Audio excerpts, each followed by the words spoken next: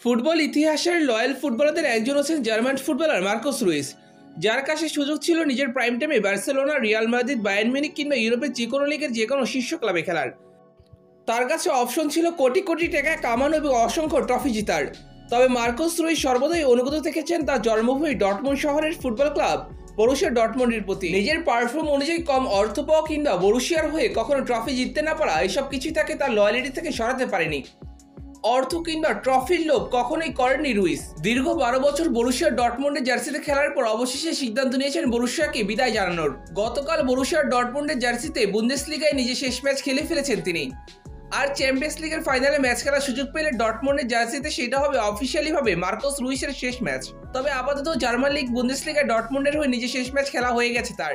1 গোল এবং 1 অ্যাসিস্ট করে নিজের শেষ ম্যাচটা রাঙিয়ে রেখেছেন এই তারকা। এছাড়া পুরো ম্যাচ জুড়ে দুর্দান্ত খেলেছেন রুইস। ম্যাচে অধিনায়কের আর্মব্যান্ডও ছিল তার হাতে। ম্যাচের 11তম মিনিটে গোল পেয়ে যেতে পারতেন রুইস যদি না বারপোস্টে লেগে বল ফিরে আসতো। এরপর নিজের সতীর্থ মাতসেনের গোলে অ্যাসিস্ট করেছেন মার্কোস রুইস। তারপর 38 মিনিটে ফ্রিকিক থেকে সরাসরি বল জালে জড়িয়ে দুর্দান্ত এক গোল করেন তিনি। গোল করার পর সতীর্থরা তাকে কাঁধে তুলে নিয়ে উদযাপনে মেতে ওঠে।